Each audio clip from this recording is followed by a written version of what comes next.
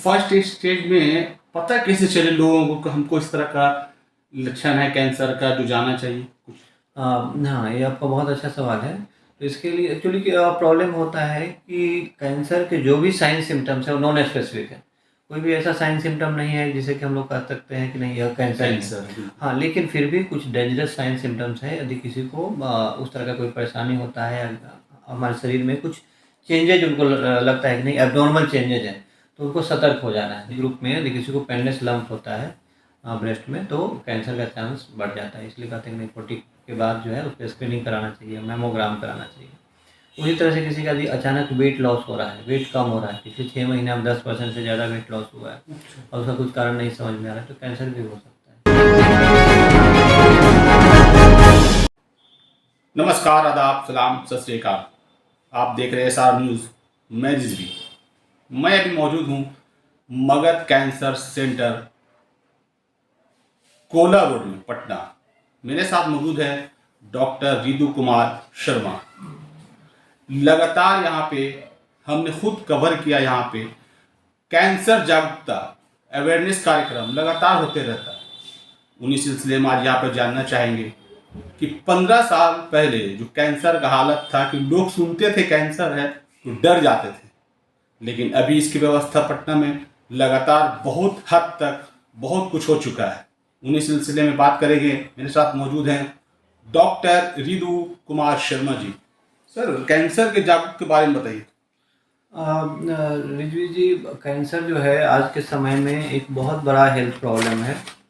हर साल पूरे दुनिया में 20 मिलियन से ज़्यादा न्यू केसेस डायग्नोस हो रहे हैं, ठीक है, और उसमें से 10 मिलियन डेथ हो रहा है बिकॉज ऑफ कैंसर। ये नवंबर का महीना है, वह लंग कैंसर अवेयरनेस मंथ है। लंग कैंसर जो है कि आप देखेंगे कि हर साल 2.2 million new cases lung cancer के भी आ रहे हैं और 1.7 मिलियन डेथ हो रहा है कैंसर की वजह से। तो कैंसर जो है हर उम्र में हो रहा है, चाहे बच्चों को, एडल्ट एज में, ओल्ड एज में कैंसर केसेस लगातार बढ़ते जा रहे हैं और उसके बहुत सारे कारण हैं। तो इसमें इम्पोर्टेंस क्या होता है, हम लोग जो प्रोग्राम करते हैं तो लोगों को अवेयर करते हैं, लोगों को बताना कि कैंसर के क्या क्या रिस्क फैक्टर हैं, उनसे कैसे बचना है, कैंसर का प्रिवेंशन। तो उसको कहते हैं कि प्रिवेंशन जो है कि बहुत ज़रूरी है।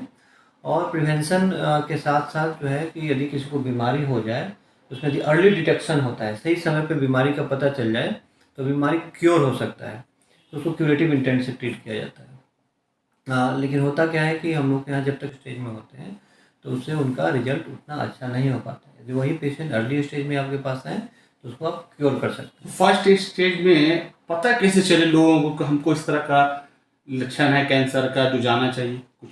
हाँ, ये आपका बहुत अच्छा सवाल है। तो इसके लिए एक्चुअली क्या प्रॉब्लम होता है कि कैंसर के जो भी साइन सिम्टम्स हैं वो नॉन स्पेसिफिक है। कोई भी ऐसा साइन सिम्टम नहीं है जिसे कि हम लोग कह सकते हैं कि नहीं यह कैंसर ही है। हाँ, लेकिन फिर भी कुछ डेंजरस साइन सिम्टम्स हैं। यदि किसी को उस तरह का कोई परेशानी होता है हमारे शरीर में कुछ चेंजेज उनको लगता है कि नहीं एब्नॉर्मल चेंजेज हैं, तो उनको सतर्क हो जाना है, ठीक है। जैसे शरीर में यदि कहीं कोई गांठ है ना, कोई गांठ है, लंप है, तो वह कैंसर का भी कारण हो सकता है। खास करके यदि पेनलेस लंप है, जैसे महिलाओं में होने वाला मोस्ट कॉमन कैंसर जो है ब्रेस्ट कैंसर है। तो यदि किसी महिला को छाती में गांठ है तो उसको डॉक्टर को दिखाना चाहिए, है ना, उसको इवेल्युएशन होना चाहिए। यंग एज में आप देखें कि बेनाइन कंडीशन ज़्यादा कॉमन है, फाइब्रोइड नोमा वगैरह, लेकिन क्योंकि 40 प्लस एज ग्रुप में यदि किसी को पेनलेस लंप होता है ब्रेस्ट में तो कैंसर का चांस बढ़ जाता है। इसलिए कहते हैं कि 40 के बाद जो है उस पर स्क्रीनिंग कराना चाहिए, मैमोग्राम कराना चाहिए। उसी तरह से किसी का यदि अचानक वेट लॉस हो रहा है, वेट कम हो रहा है, पिछले 6 महीने में 10% से ज़्यादा वेट लॉस हुआ है और उसका कुछ कारण नहीं समझ में आ रहा है, तो कैंसर भी हो सकता है।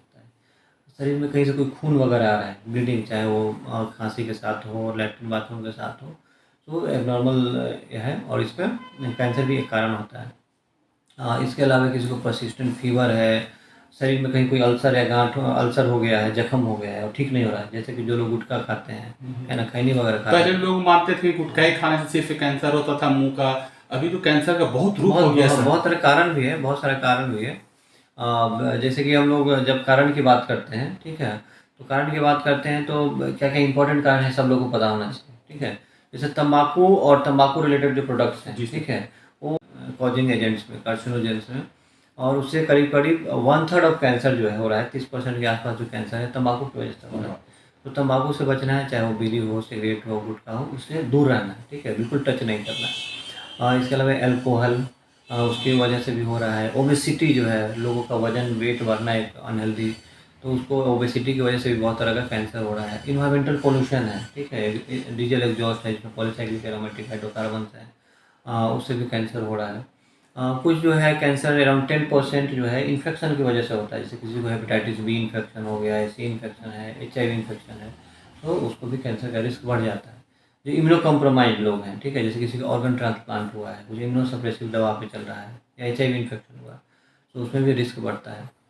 इसके अलावा 10% कैंसर जो होता है अनुवंशिक होता है ना। किसी को देखें किसी फैमिली में यंग एज में कैंसर हो रहा है और दो से ज़्यादा जनरेशन में कैंसर अफेक्ट कर रहा है, उससे भी होता जैसे कि ब्रेस्ट कैंसर वगैरह देखे हैं कि 8-10% जो केसेस होते हैं वह हेरिडिटरी होता है, ठीक है।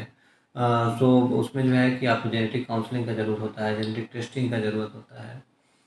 इसके अलावा और भी जो है कि बहुत सारे कैंसर के कारण हैं। आप किसी कुछ पहले लोग कैंसर का नाम सुन के सोचते थे कि यहाँ तो इलाज ही नहीं बिहार में है, बाहर जाने चाहते थे, लेकिन पटना में भी इसका बहुत तरह का सुविधा हो चुका है। क्या क्या यहाँ पे सुविधा है, लोगों को बाहर जाने की जरूरत नहीं पड़ती? देखिए, कैंसर का इलाज जो है पूरी दुनिया में जो है कि प्रोटोकॉल बेस्ड ट्रीटमेंट है, और हमारे यहाँ जो है कि एक डेडिकेटेड कैंसर सेंटर है, मगध कैंसर सेंटर, और उसके थ्रू हम लोग मेडिकल ऑन्कोलॉजी, सर्जिकल ऑन्कोलॉजी, या जो भी कैंसर का ट्रीटमेंट, चाहे ब्लड कैंसर हो, ब्रेस्ट कैंसर हो, GI कैंसर, या शरीर में कहीं का भी हेड एंड नेक कैंसर हो, सबका यहाँ पे ट्रीटमेंट हो रहा है। हर तरह की कीमोथेरापी की फैसिलिटी है, chemotherapy day care, cancer dedicated ICU, चाहे इम्यूनोथेरापी जो मोस्ट लेटेस्ट ट्रीटमेंट है वो यहाँ पे अवेलेबल है, टारगेटेड थेरापी अवेलेबल है, सर्जरी वगैरह का ट्रीटमेंट हो रहा है, पैलिएटिव केयर की फैसिलिटी है। यदि कोई टर्मिनल स्टेज में पेशेंट है तो उसको ट्रीटमेंट देना मतलब मगध कैंसर सेंटर में सारा सुविधा जी, जो भी इलाज यहाँ पे है, पूरी फैसिलिटीज है जी। कैंसर का जो भी एक कम्प्रिहेंसिव सेंटर है, ठीक है, हम लोग हाँ हर तरह का ट्रीटमेंट यहाँ पे अवेलेबल है, और यहाँ से पेशेंट क्योर भी हो रहे हैं, ठीक हो रहे हैं, है ना। बहुत सारे हमारे यहाँ पेडियाट्रिक ऑन्कोलॉजी के पेशेंट हैं, जो बच्चे में जब कैंसर होता है वो ठीक हुए हैं। ब्लड कैंसर के बहुत सारे पेशेंट ठीक हुए हैं, ब्रेस्ट कैंसर है, तो मतलब हज़ारों पेशेंट हैं जो कि मतलब यहाँ से क्योर होते हैं। लोगों को क्या कहना चाहेंगे, जागरूक कैसे रहें, सावधान कैसे रहें? हाँ, देखिए, लोगों के लिए जो है यही कहना चाहेंगे कि अवेयरनेस बहुत ज़रूरी है, चाहे किसी भी चीज़ का हो, खास करके हमारे स्वास्थ्य का हो। तो आपको पता होना चाहिए कि कैंसर के क्या क्या रिस्क फैक्टर हैं, उनसे बचना है, और उसके डेंजरस साइंस क्या क्या हैं, कि कब जो है डॉक्टर के पास जाना है, या कुछ बीमारी होती है जिसमें कि अर्ली डिटेक्शन के लिए स्क्रीनिंग वगैरह का जो है कि रोल है। जैसे कि ब्रेस्ट कैंसर, जो महिला 40 से प्लस है वो अपना मेमोग्राम वगैरह जो करना चाहिए, डॉक्टर से मिलना चाहिए। तो यदि अर्ली डिटेक्शन हो कैंसर का, अर्ली डायग्नोसिस हो, तो उसको क्योर किया जा सकता है। तो early detection and early diagnosis is the key for better outcome. Thank you. मेरे साथ मौजूद थे डॉक्टर विदु कुमार शर्मा जी। उन्होंने साफ कहा कैसे सावधान रहें, क्या इसकी सावधानी है, क्या क्या यहाँ पे ट्रीटमेंट हो रहा है। मगध कैंसर सेंटर में कैंसर का कोई भी लक्षण अगर आपको दिखे तो सबसे पहले आप कोई भी डॉक्टर से परामर्श करने के लिए जरूर जाएं, और मगध कैंसर सेंटर में हर तरह का कैंसर का सुविधा, इलाज, जांच सब होता है। एक बार जरूर आएं। धन्यवाद। Gold jewellery, diamond jewellery, platinum jewellery, silver और स्टोन्स की एक संपूर्ण रेंज। जगमोहन लाल शिवरतन लाल ज्वेलर्स, पटना सिटी चौक, पटना।